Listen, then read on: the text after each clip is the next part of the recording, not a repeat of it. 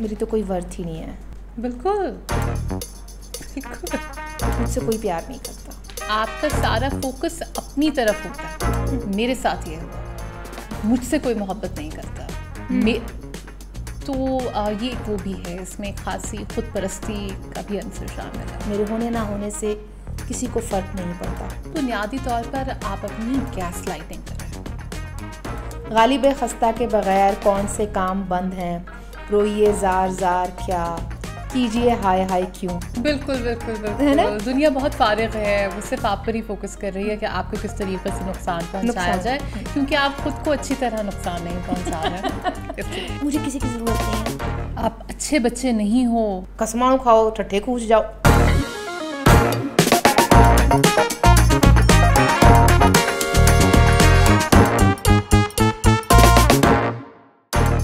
हम एक ही शो पर बिस्मिल्लाह करते हैं, फिर देखते हैं कहाँ तक बात जाती है।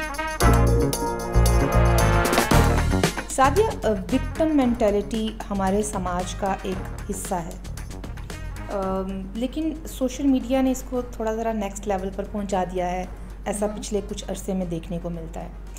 अच्छा, मैं उन तमाम लोगों के साथ कंपैशन रखती हूँ जो किसी ना किसी सिचुएशन से निपट रहे हैं। वो विक्टिम हैं, वो सर्वाइवर हैं, फाइटर हैं। यहाँ पर आज हम उनको डिस्कस नहीं कर रहे। सवाल जो पूछना बनता है वो है एक विक्टिम मेंटालिटी का, कि वो हेल्दी है या हार्मफुल है। अच्छा, समझने की ज़रूरत क्या है, वो ये कि जो शख्स इसका शिकार होता है, आया उसका कथारसिस मुस्तकिल होता है या ये वक्ती रिलीफ है, और वो डिल्यूजनल आप वक्ती तौर पर हो जाते हैं, ऐसा तो नहीं है। कहीं कुछ जुमले हैं, अगर मैं वो बयान करना चाहूँ, जिसकी बुनियाद पे समझा जाता है कि ये शख्स का थोड़ा विक्टिम मेंटालिटी की जानिब टिल्ट आ रहा। सही। क्या होता है कि मेरी तो कोई वर्थ ही नहीं है, मुझसे कोई प्यार नहीं करता। मैं अगर नहीं भी हूँ तो क्या ही फ़र्क पड़ जाएगा किसी को, मेरे होने ना होने से किसी को फ़र्क नहीं पड़ता। गालिब खस्ता के बगैर कौन से काम बंद हैं, रोइए जार जार क्या, कीजिए हाय हाय क्यों। अच्छा, ऐसा फ़ील होता है कि विक्टिम मेंटालिटी का ताल्लुक़ कहीं ना कहीं लैक ऑफ अटेंशन या तवज्जो की एक होका, जिसको पंजाबी में कहते हैं, उसके साथ है। तवज्जो बहरहाल सबको चाहिए होती है, और ये एक पॉजिटिव चीज़ भी है, हमारी पर्सनैलिटी की बुनत में बहुत अहम किरदार अदा करती है, इंसानी नफ्सियात है। लेकिन मसाइल कहाँ से होते हैं? बाज़ औक़ात मसाइल का हल भी तवज्जो ही है। अच्छा, लेकिन होता क्या है कि अगर हम बात करें एक मिडिल क्लास सेटअप की, हमारे यहाँ की, और एक पेट्रियार्कल समाज की, तो उसमें हस्बैंड और वाइफ के रोल्स जो है ना वो डिफ़ाइन होते हैं। जो करेक्टर्स हैं उनको ये सिखाया जाता है कि आपने अपने इमोशंस या अटेंशन को शेयर नहीं करना। ये एक ज़माने से चलता आ रहा है। ज़्यादातर रिश्तों की ख़राबी में जो दीगर वजूहत होती हैं, इकॉनमी और फाइनेंस को अगर एक साइड पे करें तो उसमें होता है इमोशनल अनअवेलेबिलिटी। जो शिकायत होती है ना दोनों जानिब की, वो होती है अदम तवज्जुही, कुछ ऐसा ही लफ्ज़ होता है ना। जी सही। मैं अगर अपनी बात को समेटने की कोशिश करूं इस वक्त, तो हमारे यहाँ सोशल मीडिया ने जो एक फिनोमेना तय किया वो है चीप अटेंशन सीकिंग का। जब आप मुसलसल इसके अंदर रहते हैं तो देखा गया है कि ये आपकी ज़िंदगी के फ़ैसलों पर असरअंदाज होने लगता है। ये बिहेवियर कैसे? अब्यूसिव रिलेशनशिप में जो फ़र्द रिसीविंग एंड पर है वो ख़ुद को ही मुर्द इल्ज़ाम ठहराने लगता है। वो ख़ातून है या मर्द है, वो कहने लगते हैं मुझ में ही कमी होगी, मेरी गलती हो गई, ओहो थके हुए आए थे, मैंने आगे से ये कह दिया। और ये एक साइकिल होता है, और फिर आप अपना वो फ़ैसला नहीं कर पाते जिससे आपने उस तकलीफ़ से निजात हासिल करनी है। आपका क्या ख़्याल है? अफशन, देखिए यहाँ पर हमें क्योंकि आपने मुख्तलिफ़ टॉपिक से बात की है तो मैं उनको अलहदा एड्रेस करने की कोशिश करूँगी।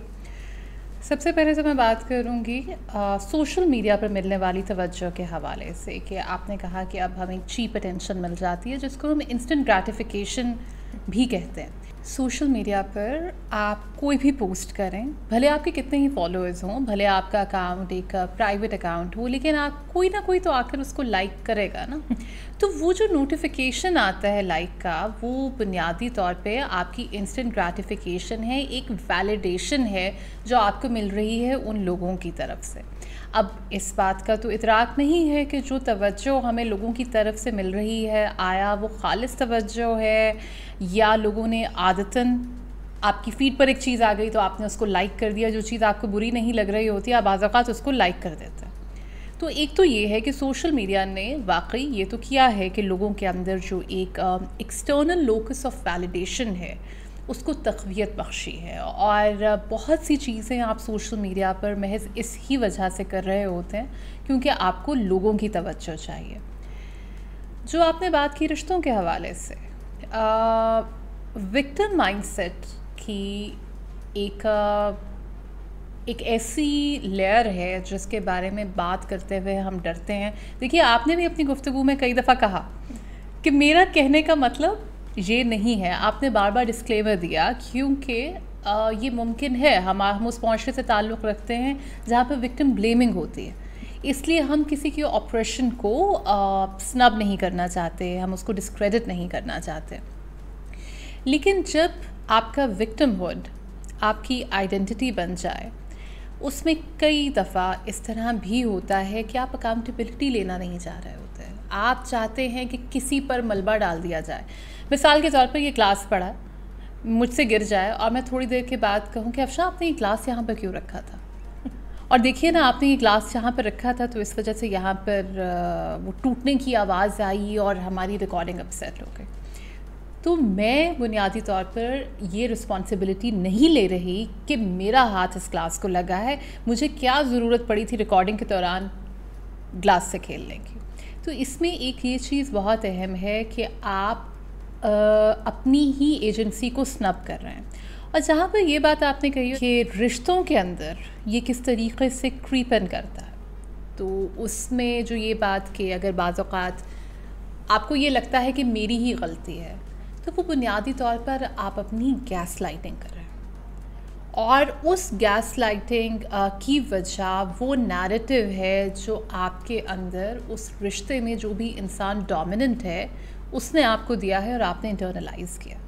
तो अगर हम इसको सम अप करें तो मेरा यही ख्याल है कि विक्टिम माइंडसेट अकाउंटेबिलिटी ना लेने की वजह से जनरेट होता है, और इसमें एक ये बात भी बहुत अहम है कि जब आप विक्टिम माइंडसेट में होते हैं, एक तो आपको अकाउंटेबिलिटी नहीं लेनी पड़ती, और दूसरी बात ये है कि आपका सारा फोकस अपनी तरफ होता है। मेरे साथ ये हुआ, मुझसे कोई मोहब्बत नहीं करता, तो ये एक वो भी है, इसमें एक ख़ासी ख़ुद परस्ती का भी अंसर शामिल है। ये कहीं ना कहीं वही मसला है कि हमें एक विलन की ज़रूरत होती है अपनी ज़ाती ज़िंदगियों में भी, और कौमों को भी एक विलन तो चाहिए ही होता है ना, जो आपका वैरी है, आपका दुश्मन है, और उसी ने सब जो मसाइल हैं वो सब उस विलन की वजह से हैं।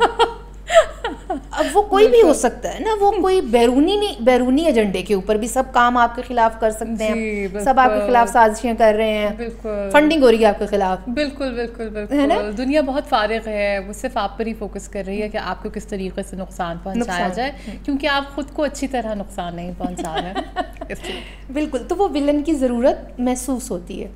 और जहाँ तक बात रही कि हम कहते हैं कि कोई ज़्यादा प्यार नहीं करता, समटाइम्स होता ये है कि लोग इस चीज़ को ख़ुद पर इतना तारी कर लेते हैं कि वो फिर उस वैलिडेशन के लिए सोशल मीडिया का रुख करते हैं।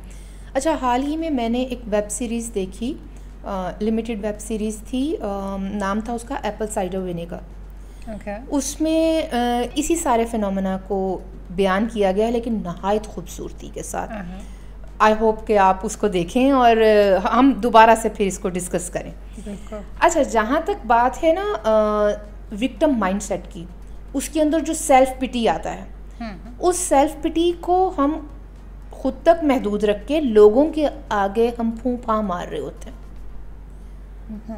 मुझे किसी की ज़रूरत नहीं है, ये भी एक बात होती है। किसी को मेरी लोड़ नहीं तो मैनू भी नहीं है, कसमाणु खाओ ठट्ठे कूच जाओ, कहा जाता। समटाइम्स ये ठीक भी होता है, बट समटाइम्स या मोस्ट ऑफ द टाइम्स उसके पीछे एक पूरा एक स्ट्रगल होती है जिसमें आप सेल्फ पिटी में गए हुए होते हैं। विक्टिम जो माइंडसेट होता है उसको किसी भी तरह से ओवरकम करने की कोशिश कर रहे होते हैं, लेकिन वो कोई लाउड थिंकिंग नहीं होती है जो सोशल मीडिया पे हो रही होती है या जो दोस्तों की महफिल में हो रही होती है। आपने कभी नोट किया है, हमारे यहाँ एक अक्सर मिसाल भी दी जाती है ना कि ये तो वो पुप्पा है, ये तो वो चाची पुप्पो है। बेचारी पुप्पो एवं ही बदनाम होती हैं कि जो पूरी शादी के माहौल में सबकी तवज्जो लेने के लिए ऐसे स्लिप हो जाती हैं, तिलक जाती है कि सारे ओदे वाल तवज्जो। अच्छा, ये मैं भी बहुत इस्तेमाल करती हूँ ये मिसाल। ये हम क्यों इस्तेमाल करते हैं कि कोई ये देखे कि अगर इतने लोग हैं तो इनकी तवज्जो मेरी बजाय इधर उधर क्यों है। सादिया, इसको भी डीकंस्ट्रक्ट करने की ज़रूरत है कि ये माइंडसेट पैदा कैसे होता है। हमारे यहाँ आप देखिए कि माँ, बहन, बीवी, बेटी, उसके लिए एक लफ्ज़ इस्तेमाल होता है फरिश्ता सिफ्त, और वो टर्म इस्तेमाल कब होती है जब वो उस स्टैंडर्ड के ऊपर पूरा उतरती है जो उसको सिखाया गया होता है कि तुमने अपनी ज़ात की नफ़ी करनी है और अपने दुख, दर्द, तकलीफ़ को दबा लो और दूसरों को सर्व करती जाओ जैसा तुम्हें बताया गया है तुम्हारे जेंडर रोल के हिसाब से। तो कहीं तो बंदा टूटता है ना। देखिए, हम अपने घरों में देखते हैं, हमारी माएँ बुखार में मुब्तला होंगी, खांस रही होंगी, ये मैं अपने बचपन की बात कर रही हूँ, तो वो कहीं ना कहीं वो गिल्ट में चली जाती हैं कि मैं भी बीमार हो गई हूँ, सारे नू मसला हो गया है। वो अपनी बीमारी को भी दबा रही होती हैं कि अब सबके खाने का कहा भी जा रहा हो कि बाहर से मंगवा लेते हैं, वो इसके अंदर मज़ीद गिल्ट में जाती हैं कि बाहर से खाना आएगा, मैं पका रही थी, अब मैं बीमार हो गई हूँ। तो वो ये एक लेयर है, और दूसरी लेयर ये है कि जब पता ये चलता है कि आप जब बीमार होंगे तभी आपको घर वाले तवज्जो देंगे, तभी, या आप किसी तकलीफ़ में हैं तभी आपको तवज्जो मिलेगी, तो वो कहीं ना कहीं आपका जो नफ्सियाती अमल है वो आपको जाने अनजाने में उस जानिब ले भी जाता है। क्या ख्याल है? अच्छा, आपने बहुत अहम बात कही, और क्योंकि आपने ये बात जेंडर के हवाले से कही है कि किस तरीक़े से ख़वातीन को जो असाइंड जेंडर रोल्स हैं उन्हीं में रहना पड़ता है। अगर वो उन्हीं असाइंड जेंडर रोल्स में रहेंगी तो उनको अच्छा समझा जाएगा, और पीपल प्लीजिंग भी क्योंकि हमारी ख़वातीन को बचपन से ही सिखाई जाती है। ये जो आपने इस्तिलाह इस्तेमाल की फरिश्ता सिफ्त के हवाले से, वो सुनना भी चाहते हैं, और उनको पता है कि ये एक रिवॉर्डेड बिहेवियर है और हमें ये सब चीज़ें करनी है। एक बहुत अहम मसला जिसकी आपने निशानदही भी की और मैं भी इसको एलाबोरेट करूँगी, वो ये है कि हमारे यहाँ मोहब्बत, हमारे यहाँ तवज्जो मशरूत है। हमें गैर मशरूत मोहब्बत या गैर मशरूत तवज्जो नहीं मिलती। तवज्जो तो हर इंसान का हक़ है, भले वो बच्चा हो, भले वो बड़ा हो, बूढ़ा हो, औरत हो, मर्द हो, हर इंसान का हक़ है कि उसको तवज्जो दी जाए। हर इंसान का हक़ है कि उसको गैर मशरूत मोहब्बत दी जाए। और जब वो तवज्जो आपको नहीं मिलती, जो कि हर इंसान की बुनियादी ज़रूरत है, तो ज़ाहिरी बात है आप उस तरह की कुछ चीज़ें करेंगे जिनकी बुनियाद पर आपको तवज्जो मिल सके। मैं आपको ये मिसाल देती हूँ क्योंकि आपने भी बच्चों के साथ काम किया हुआ है, मैंने भी बच्चों के साथ काम किया हुआ है। बच्चों में एक बिहेवियर होता है कि बाज़ औक़ात जब आप देखते हैं कि एक बच्चा जो कि ज़रा मैं तो अनसेटल्ड कहूँगी, मैं लफ्ज़ बदतमीज़ इस्तेमाल नहीं करूँगी बच्चे के लिए, क्योंकि वो एक इनर कॉन्फ्लिक्ट की मैनिफेस्टेशन है कि बच्चा गुस्सा कर रहा है, बच्चा चिड़चिड़ा हो रहा है, बच्चा कुछ इस तरह की हरकत सकनात कर रहा है जिस पर आपको गुस्सा आ रहा है कि यार अब इसने ये तोड़ दिया, या दोस्ती ही नहीं कर पा रहा है किसी से, दोस्ती ही नहीं कर पा रहा किसी से, या फिर वो बच्चा लाउड बहुत है। ये जो भी आप हमने जो बच्चों के लिए भी तो स्टैंडर्ड्स बनाए हुए हैं ना, जो उन स्टैंडर्ड्स पे जब वो बच्चा पूरा नहीं उतरता और क्यूट नहीं लगता ना हमारे स्टैंडर्ड के मुताबिक, बिल्कुल क्यूट नहीं लगता। आप अच्छे बच्चे नहीं हो। अगर उन आंटी ने देख लिया कि आप घर में इस तरह करते हो तो वो आंटी क्या कहेंगी कि इसकी मामा ने इसको कुछ नहीं सिखाया। हाँ, सब कुछ मामा ने तो सिखाना होता जी, है। जाहिर बात है। और मामा के लिए भी जो बैज ऑफ ऑनर है वो तो वो बच्चा ही है। तो कहने का मकसद ये था कि जब बच्चे इस तरह की बिहेवियर शो कर रहे होते हैं तो उसकी बुनियादी तौर पे वजह यही होती है कि उनको तवज्जो चाहिए जो उन्हें आपसे नहीं मिल रही। आपको लगता है कि बच्चे को खाना दे देना, बच्चे के कपड़े का ख्याल रख लेना, बच्चे को एसी चला के दे देना, उसके स्कूल पर उसको टाइम पर ले जाना, स्कूल से वापस ले आना ही उसकी ज़रूरियात है। पिज़्ज़ा लेके दे देना, बर्गर लेके दे देना, हाँ? यही उसकी ज़रूरियात है। वैसे पिज़्ज़ा और बर्गर बहुत अहम ज़रूरत है, मुझे तो लगता है। लेकिन हम इंसानों की इमोशनल नीड्स का ख्याल नहीं करते। हमें लगता है कि अटेंशन की डिमांड करना एक बुरी चीज़ है। तुम्हें क्यों अटेंशन चाहिए? ये क्या अटेंशन सीकिंग बिहेवियर है? अटेंशन सीकिंग बिहेवियर इस वजह से है क्योंकि आपने किसी वजह के बगैर तो अटेंशन दी ही नहीं, और अटेंशन हर इंसान का बुनियादी हक़ है। हक़ से ज़्यादा मैं तो ये कहूँगी ज़रूरत। बिल्कुल ज़रूरत है। अच्छा सादिया, ये जो हमने बात की नहीं, ये तो इंडिविजुअल या छोटे लेवल पे बात की। जो इस्तेहसाल होता है वो नफ्सियाती हो, समाजी हो, मुआशी हो या रियासती हो, उसमें फिर तवज्जो लेने के लिए आपको चीखना चिल्लाना पड़ता है, सिट इन्स करने पड़ते हैं कि वो रियासत है या वो इंडिविजुअल है आपको तवज्जो तो दे, आपके साथ डायलॉग तो करे कि क्या मुतालबात हैं, क्या शिकायत हैं, उनको दूर करने का कोई तरीका तो देखे ना। आपका क्या ख्याल है? देखिए अफशा, बाज़ औक़ात अगर आपके साथ इस्तेहसाल हो रहा है और अगर आप एक कॉन्वर्सेशन करना चाहते हैं और आपकी आवाज़ कोई नहीं सुन रहा तो आप चिल्ला कर बात करेंगे ना। तो देखिए रेज या एंगर तो रेजिस्टेंस में और प्रोटेस्ट्स के अंदर एक बहुत अहम टूल है। एंगर इज़ रेजिस्टेंस, और एंगर बुनियादी तौर पर क्या है? एंगर बुनियादी तौर पर हिडन ग्रीफ है, क्योंकि आपने किसी शख्स का इस्तेहसाल किया, आपने किसी शख्स को उसके हुकूक नहीं दिए, वो चिल्ला कर बात नहीं करेगा तो क्या आप उसकी बात वैसे सुनेंगे? और मज़े की बात है कि जब वो चिल्लाएगा तब भी आपको ही गुस्सा आएगा कि ये तो बहुत बदतमीज़ी कर रहे हैं और इनको तो हर वक्त गुस्सा आया रहता है और ये तो फ़लाँ कार्ड प्ले कर रहे हैं और फ़लाँ कार्ड प्ले कर रहे हैं। लेकिन इसमें ये अमर भी ख़ासा अहम है कि जब हम गुस्से की बात करते हैं और हम कहते हैं कि फ़लाँ शख्स को गुस्सा आता है, हम हर शख्स के बारे में ये बात नहीं करते। हर ऊंचा बोलने वाले शख्स को गुस्सीला नहीं कहा जाएगा। उस शख्स को गुस्सीला कहा जाएगा जिसको गुस्सा करने की इजाज़त नहीं है। ऐसा ही है। क्या कमाल बात की है आपने। ये जो कल्चरल और मॉरल और दूसरे मामलात को जोड़ा जाता है, इसके अंदर आप देखिए कि हमारे यहाँ औरत को ये सिखाया गया है कि उसने अपने हुकूक के लिए आवाज़ नहीं उठानी।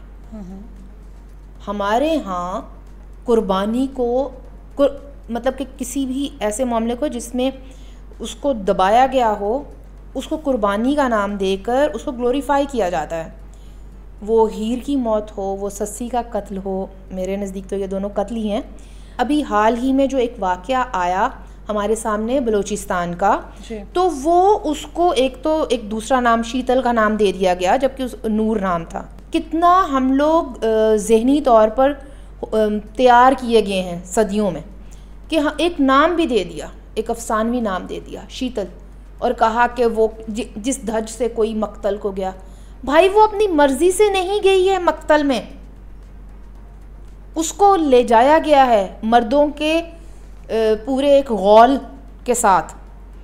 तो इसको भी तो थोड़ा ज़रा डीकंस्ट्रक्ट करने की ज़रूरत है ना कि कुर्बानियों का नाम देकर किस तरह से एक चीज़ को ग्लोरीफाई किया जाता है। अच्छा देखिए, ये तो रिवायत हमारे यहाँ बहुत अरसे से है। हमारे यहाँ कोई भी ऐसा तबका जिसको इस्तेहसाल का निशाना बनाया जाए, जिसको कुर्बानी का बकरा बनाया जाए, और ये मैं तमाम तबक़ात के बारे में बात कर रही हूँ, भले वो लसानी हों, भले वो मजहबी हों, भले उनका ताल्लुक़ किसी जेंडर से हो, भले उनका ताल्लुक़ किसी मख़सूस जोग्राफियाई लोकेशन से हो। हम उनको ग्लोरीफाई करते हैं, उनकी ऑपरेशन को, उनके साथ अपने किए जाने वाले जुल्म को, ये कह के कि ये लोग तो बड़े गयूर हैं, ये लोग तो बड़े बहादुर हैं, ये तो वो जंगजू हैं। जिस तरीक़े से आपने जिक्र किया पहले कि ये औरत तो बड़ी फरिश्ता सिफ्त है कि इसने अपनी ये फ़लाँ कुर्बानी दे दी और ये कर दिया और वो कर दिया। बुनियादी तौर पर जो उनके साथ ऑपरेशन हो रहा है उसको लेजिटिमाइज़ किया जा रहा है। उसको लेजिटिमाइज़ इसी तरीक़े से किया जाएगा जब आप विक्टिम के दिल में एक नैरेटिव क्रिएट करें, जिसे विक्टिम बुनियादी तौर पे इंटरनलाइज करे कि वाह मेरा सर तो कटा। हर इंसान, ज़िंदगी हर इंसान का बुनियादी हक़ है, अपनी मर्ज़ी से शादी करना हर इंसान का बुनियादी हक़ है। लेकिन जब आप इस तरह का एक ग्लोरीफाई करते हैं, इस तरह के किसी वाक़े को, या आप किसी कौम के साथ होने वाले जुल्म को इस तरीक़े से ग्लोरीफाई करेंगे, तो आप बुनियादी तौर पर उनको मैसेज दे रहे हैं कि भाई तुम्हारे साथ तो बहुत अच्छा हो रहा है। जिस तरीक़े से हम लोग गुर्बत को ग्लोरीफाई करते हैं। कुछ दिन पहले एक दोस्त से बात हो रही थी और वो यही बात कह रही थी कि यार हमें हमेशा से ये कहा कि अमीरों की ज़िंदगी बड़ी मुश्किल होती है, ये तो दवाएं खा के सोते हैं और गरीब जो हैं वो बड़ा खुल के सोते हैं और उनको सुकून की नींद होती है, सुकून की नींद सोते हैं, उनको तो बीमारियां भी नहीं होती। अमीरों को बीमारियां होती हैं, अमीरों के पास खुशियां नहीं होती। आपने कभी किसी गरीब से जाकर ये बात पूछी है? आपने सरकारी अस्पतालों में देखा है जहाँ पर सबसे बड़ी तादाद गरीबों की होती है? आपने उन लोगों को देखा है जिनकी अमवात वाक़ हो जाती हैं क्योंकि उनके पास दवाओं के पैसे नहीं होते? आपने उन बच्चों को देखा है जो कि नशे पर या मुख्तलिफ़ जराइम की राह में लग जाते हैं इस वजह से क्योंकि उनके पास तालीम और दीगर बुनियादी वसाइल नहीं होते?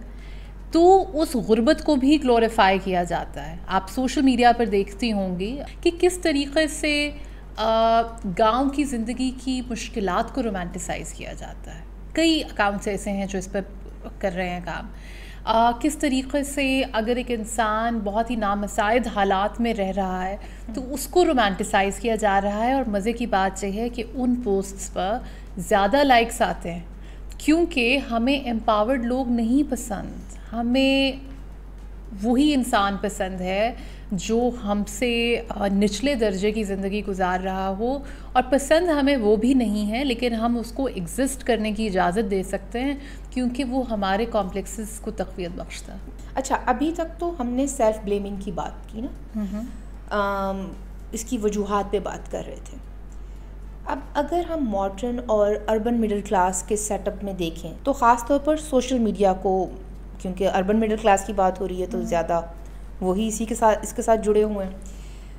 जो एक विक्टिम माइंडसेट है वो सोशल मीडिया पर कहीं ना कहीं इमोशनल एक्सप्लॉयटेशन भी कर रहा है। ये जैसे अभी आपने कहा ना कि लाइक्स आते हैं और ये सब होता है, अगर हम खुद पर गौर करें तो कहीं ना कहीं हम इमोशनली एक्सप्लॉइट हो रहे होते हैं। बिल्कुल बिल्कुल। मतलब मैं ये समझती हूँ कि सेहत और बीमारी जब तक इंसान ज़िंदा है ये चलता रहता है, लेकिन अगर एक सेट पैटर्न आपको दिखाई दे कि हफ्ते में 2 दिन इस पर बात हो रही है, एक आधा दिन बीच में कहीं ट्रैवलॉग टाइप कुछ चल रहा है या कहीं आउटिंग चल रही है और बीच में ऐसे ही उठकर 2 पोस्ट्स आ जाएंगी, फैमिली में फ़लाने की सर्जरी है या ये हॉस्पिटल का चक्कर लग गया है या उसके और कुछ नहीं तो किसी रिश्तेदार की कोई 15वीं 17वीं बरसी है वो भी पोस्ट होती है। फेसबुक पर तो ये काफ़ी एक ट्रेंड है ना, तो एक तवील सी पोस्ट करके फिर कहा जाता है कि दुआए मग़फ़िरत कर दें। ये क्या है? सबसे पहले जो ऑप्शन जो आपने बात कही मैं उस पर खुदा का शुक्र अदा करूँगी कि मैं 3 साल से फ़ेसबुक से दूर हूँ, लिहाजा फ़ेसबुक पर होने वाली बहुत सी चीज़ों का, बल्कि ज़्यादातर चीज़ों का मुझे इल्म नहीं होता। दूसरे सोशल मीडिया प्लेटफॉर्म्स पर बिल्कुल देखा है और मैं इस हवाले से जो मेरा ज़्यादा मुशाहिदा है वो ट्विटर का है। मज़े की बात यह है कि हमारा माशरा जहाँ पर एक जेंडर डोमिनेंट है, एक क्लास डोमिनेंट है, एक एथनिक ग्रुप डोमिनेंट है, एक पर्सपेक्टिव डोमिनेंट है, एक पर्सपेक्टिव डोमिनेंट है। वहाँ पर आपको ये नैरेटिव ज़्यादातर उन्हीं ग्रुप्स की तरफ से मिलता है जो कि डोमिनेंट ग्रुप्स हैं। मज़े की बात यह है कि औरतों को स्टेरियोटाइप इस हवाले से किया जाता है कि ये तो हर वक्त औरत कार्ड प्ले करती हैं और विक्टिम कार्ड प्ले करती हैं वगैरह वगैरह। लेकिन मैंने सोशल मीडिया पर इस तरह की ज़्यादातर पोस्ट मर्दों की तरफ से आती देखी हैं। यहाँ तक कि मैंने कुछ ऐसी पोस्ट्स भी देखी हैं जहाँ पर कुछ लोग इस बात का रोना रो रहे होते हैं, और ये मैं ख़ास तौर पे कहूँगी कि ये मर्द हजरात हैं जो इस बात का रोना रो रहे होते हैं कि हमारी पोस्ट्स पर तो लाइक्स नहीं आते। अब मेरी रीच रुक गई है, अगर आप मेरी रीच रुक गई है, पता नहीं जब मैं पोस्ट करता हूँ तब लोग लाइक नहीं करते, और फिर हर दूसरे दिन आपको दूसरी भी वो चीज़ें कि हाँ जी अब फ़लाँ को ये हो गया, अब फ़लाँ को वो हो गया, और कुछ नहीं तो वो ट्विटर पर एक ज़माने में पता नहीं अब होता कि नहीं होता, गम आवर होता था। गमगीन शायरी या हमें कोई शेर अच्छा लगे वो हम भी पोस्ट कर लेते हैं। गमार हो जाता है जब पाक भारत क्रिकेट टाकरा हो रहा हो उसके बाद फिर वो एक स्पेस भी आने लगी, और खैर इन्जॉयमेंट का कोई ना कोई पहलू निकल आता है। आज से कोई 10-11 साल पहले जो सबसे बड़ा गम मनाया जाता था वो सिंगलहुड का होता था, और और उसमें ज़्यादातर मर्द हजरात ये बता रहे होते थे कि ओ उनकी शादी नहीं हो रही है, ज़िंदगी बहुत कठिन है, कोई खातून उनको घास नहीं डाल रही है। वो फिर बहुत बाद में पता चला कि ना सिर्फ शादीशुदा हैं बल्कि 2-3 बच्चों के बाप भी हैं। वो कहते हैं ना कि एक शादीशुदा मर्द से ज़्यादा सिंगल कोई नहीं होता। तो आप देखिए कि क्या ये विक्टिम माइंडसेट है या ये रीच, ट्रैफिक और रेवेन्यू का इशू है। ऑडियंस आपने बना ली है ना अपने गम के साथ जोड़ के, 2400 घंटे करी जाओ। अफशान देखिए, जो आपने बात कही रेवेन्यू की बहुत अहम है, क्योंकि सोशल मीडिया रेवेन्यू कमाने का भी ज़रिया है। आपके जितने फॉलोअर्स होंगे, आपके जितने लाइक्स होंगे, ना सिर्फ सोशल मीडिया प्लेटफॉर्म्स आपको पे करेंगे बल्कि आपकी और तरीक़े से भी रीच बनती है, आपको इंडोर्समेंट्स मिल सकती हैं, आपके कॉन्टैक्ट्स बन सकते हैं वगैरह वगैरह। लेकिन देखिए उसमें भी तो ये आप पर मुनहसर है ना कि आप किस तरीक़े से रीच बनाना चाहते हैं। आप अपनी रीच एक फूड ब्लॉग बना के भी कर सकते हैं। आप अपनी रीच लाइक यू नो जिस तरह इन्फ्लुएंसर्स का एक है ज़माना आजकल जिसके अंदर आम लोग इन्फ्लुएंसर्स हैं और वो मॉडलिंग करते हैं, रीच उससे भी बन सकती है। रीच फैमिली व्लॉगिंग से भी बन सकती है। रीच बनाने के तो बहुत से तरीक़े हैं, लेकिन जो तरीक़ा आप अडॉप्ट करते हैं वो तरीक़ा है जो आपसे रेजोनेट करता है, जो आपसे अलाइन करता है, या फिर सादा, सुंदर और टिकाऊ नुस्खा है। बिल्कुल आसान चीज़। अच्छा सादिया, अपनी केयर करना और ख़ुद को अटेंशन देना, तवज्जो देना, ये एक हेल्दी चीज़ है। इससे समटाइम्स हम बहुत सारे फेलियर्स से बच जाते हैं, और समटाइम्स हम किसी फेलियर से निकल कर फिर उसकी इंट्रोस्पेक्शन भी तो ज़रूरी होती है ना। बिल्कुल अच्छी चीज़ है तवज्जो देना। लेकिन देखा ये गया है कि ये जो विक्टिम माइंडसेट होता है ये ज़्यादातर उन लोगों में देखने को नहीं मिलता है जो कहीं ना कहीं थोड़ा खुद परस्ती में भी मुब्तला होते हैं। इसमें सेल्फ़ लव वाली जो बात है, देखिए सेल्फ़ लव तो एक बहुत पॉजिटिव चीज़ है, लेकिन हमें वो थिन लाइन देखनी है कि सेल्फ़ लव कब ऑब्सेशन में कन्वर्ट होता है और कब नार्सिसिज्म की तरफ जाता है। ये लफ्ज़ नार्सिसिज्म या नर्गिसियत बड़ा पॉपुलर है आजकल, और इसको क्योंकि हम साइकोलॉजिस्ट नहीं हैं तो हम इस तरह करके किसी को लेबल नहीं कर सकते, किसी को डायग्नोज नहीं कर सकते। लेकिन अगर हम इस उमूमी रवैये को देखें, अगर हम अपने मुशाहिदे को देखें, तो विक्टिम कॉम्प्लेक्स जब आपको होता है तो आप सिर्फ अपने बारे में सोच रहे होते हैं, मेरे साथ ये हो गया, मेरे साथ वो हो गया। और कई दफ़ा ऐसा होता है कि जब आप विक्टिम कॉम्प्लेक्स में चले जाते हैं तो आपको अपने इर्द गिर्द किसी की तकलीफ़ नज़र नहीं आती, आपको सिर्फ अपना आप और अपना मसला नज़र आता है, और आपको ये नज़र आता है कि दुनिया ने आपके साथ क्या किया।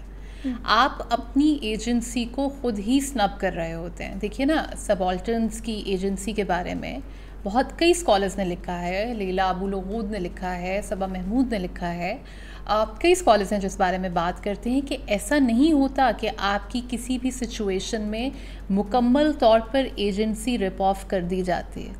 उस एजेंसी की मोडालिटीज़ बदलती हैं। एजेंसी हमेशा ऑटोनॉमी नहीं होती, एजेंसी हमेशा रेजिस्टेंस नहीं होती, एजेंसी बाज़ दफ़ा पेट्रियार्कल बार्गेन होती है, एजेंसी बाज़ दफ़ा खामोश रहना होता है, क्योंकि जो कॉन्टेक्स्ट है उसके हिसाब से एजेंसी तब्दील होती है। लिहाजा जब हम विक्टिम कॉम्प्लेक्स में चले जाते हैं तो हम अपनी एजेंसी को ख़ुद ही स्नब कर देते हैं, और इसमें ख़ुद परस्ती यकीनन मुशाहिदे के मुताबिक एक वाज़े अंसर है। मैं इसको ऐसे देखती हूँ सादिया कि जो सेल्फ़ लव है या सेल्फ़ केयर है, उसमें हम ना सिर्फ मसले को देखते हैं कि ये मसला है, उसको जांचते हैं इसकी वजह क्या है, और फिर उसको हल करने की अपने तौर पूरी कोशिश करते हैं, या दोस्तों से अहबाब से मशवरा भी करते हैं और उनके मशवरों को समझकर भी हल करने की कोशिश करते हैं। लेकिन जो एक विक्टिम माइंडसेट वाला वो जो एक बिहेवियर है कि बस सारा कुछ मेरे ही ख़िलाफ़ हो रहा है, उसमें मसला भी नहीं आइडेंटिफाई करना, उसमें किसी दोस्त या किसी अजीज़ का बताया हुआ मशवरा सुनना है, वो कहीं ना कहीं वैलिडेशन भी चाहिए होती है ना, एक वो कथारसिस वक्ती जो मैंने शुरू में बात की, वो अगर हल बता भी दें तो हल करना भी नहीं है। बिल्कुल, आप मसला ही हल नहीं करना चाह रहे होते, क्योंकि आप मसले को उस तरह से देख नहीं रहे होते। ये जो सेल्फ़ केयर और आपका एक सेल्फ़ ब्लेमिंग वाला एक दो अलग मामलात है ना, ये बाइनरी कहाँ से बनती है और ये रेड फ्लैग कब शुरू होता है, कहाँ आता है कि भाई ये रेड फ्लैग है, ये अब सेल्फ़ केयर में नहीं आ रहा है, आप इसको किस तरह से आइडेंटिफाई करती हैं? देखिए, ये तो बिल्कुल मुतज़ाद चीज़ है, क्योंकि सेल्फ़ केयर या सेल्फ़ लव जब होगा तो आप मसले का हल चाहेंगे। जब सेल्फ़ केयर और सेल्फ़ लव होगा तो आप एक सिचुएशन की अवेयरनेस क्रिएट करेंगे, ख़ुद को अकाउंटेबल ठहराएंगे, और आप खुद सेल्फ़ ब्लेमिंग तो वो चीज़ है ना जिसके अंदर आप बिला वजह ख़ुद को मोर्द इल्ज़ाम ठहरा रहे हैं, और विक्टिम माइंडसेट में कभी ख़ुद को मोर्द इल्ज़ाम नहीं ठहराया जाता। उसमें तो जो कसूर है वो ज़माने का है और हवादिस का है और हवाओं का है रेगिस्तानों का है। तो ये दो चीज़ें, एक तो बात है कि ये ख़ासी मुख्तलिफ हैं। सेल्फ़ ब्लेमिंग एक तरह से सेल्फ़ डिस्ट्रक्टिव बिहेवियर है, ये कहीं से भी मसले का हल नहीं निकालता। और अफसर जहाँ पे एक बात करती चलूँ वो ये है कि बहुत से लोगों को जो विक्टिम माइंडसेट में होते हैं, विक्टिमहुड उनकी आइडेंटिटी बन जाता है, और उस आइडेंटिटी से बाहर निकलना बहुत मुश्किल होता है। लिहाजा वो उस मसले का हल नहीं चाहते, वो सिर्फ अपने विक्टिमहुड की वैलिडेशन चाहते हैं। आप उनको जितने मर्ज़ी हल बता लेंगे, उससे उनको कोई मतलब और कोई वास्ता नहीं है। तो किसी भी मामले में सेल्फ़ अवेयरनेस बहुत ज़रूरी है, अपने ही बिहेवियर को डायसेक्ट करना बहुत ज़रूरी है, अपने ट्रिगर्स को जानना ज़रूरी है, अपने चाइल्डहुड ट्रॉमास को जानना ज़रूरी है। अगर मेरे लिए ये बात इतनी अहम है कि मैं एक ऐसी पोस्ट लगाऊं जिस पे सब वाह वाह करें, या सब लाइक्स आए मेरी तरफ, भले मैं झूठ ही बोलूं, भले मैं कोई ऐसी चीज़ करूं जो कि मेरे ऑफलाइन एथिकल फ्रेमवर्क से मुख्तलिफ हो, तो हमें ये डायसेक्ट करने की ज़रूरत है कि ये अटेंशन की इस कदर ज़रूरत कहाँ से आ रही है और किस तरीक़े से उस ज़रूरत को एड्रेस किया जा सकता है, ताकि आपको उन लोगों की वैलिडेशन की ज़रूरत ना पड़े जो कि आपको जानते भी नहीं हैं और आप भी उनको नहीं जानते। सादिया, हम दोनों जानते हैं कि कोई भी फ़र्द या ग्रुप ऑफ पीपल जो निज़ाम के किसी भी डिस्क्रिमिनेशन का शिकार हो, उसको जब ये बता दिया जाता है कि वो कमतर है, जता दिया जाता है, तो वो उसी माइंडसेट में चलने लगता है। जैसा कि कास्ट सिस्टम हमारे यहाँ एक राइज है हमेशा से, सदियों से, तो हम देखते हैं कि जो दलित का एक कॉन्सेप्ट है वो इंडिया में हो या यहाँ पर हो, वो लोग हम कह देते हैं ना, नहीं नहीं नहीं ये तो नंगे पाँव आते हैं और ये वो कोई इज़्ज़त उज़्ज़त नहीं होती, आपने उनके दिमागों में बिठाया हुआ होता है। अच्छा, इसी तरह से वो ख़ुद भी आपके बराबर नहीं बैठेंगे क्योंकि सिस्टम ने उनको बताया हुआ है ये डिस्क्रिमिनेशन है। हम ये नहीं कह सकते हैं कि ये ख़ुद को विक्टिम समझ रहा है, भाई वो विक्टिम है, वो विक्टिम है। बिल्कुल। अगर वो ख़ुद को किसी तरह से कम शक्ल समझ रहा है, कम अक्ल समझ रहा है, या अपने ये समझ रहा है कि वो किसी भी तरह से कमतर है अपनी ज़बान के हवाले से, अपने कल्चर के हवाले से, तो ये उसने खुद ही अज्यूम नहीं किया, सिस्टम ने उसको ये बता दिया है, हमने अपने रवैयों से उसको जता दिया हुआ है। सवाल ये है कि ये जो कम तर होना है, कम सूरती है, लफ्ज़ तो एक और इस्तेमाल होता है, मैं उसमें नहीं जाना चाहती, कम सूरती है या किसी भी हवाले से रंगत का जो मामला है वो कहाँ स्टैंड करता है इस सिचुएशन में। अफशा, इस पर तो एक तफसील से शो करना चाहिए जिसमें हम बात करें कि ब्यूटी स्टैंडर्ड्स किस तरीके से लोगों की ऑपरेशन में इजाफा करते हैं और उनके लिव्ड एक्सपीरियंसेस को इम्पैक्ट करते हैं, और ब्यूटी स्टैंडर्ड्स बनाता कौन है और ये किस तरह से एक ख़ास मार्केट का हथियार है। सब बातें हम अभी नहीं बताते वरना अगला शो कोई नहीं देखेगा।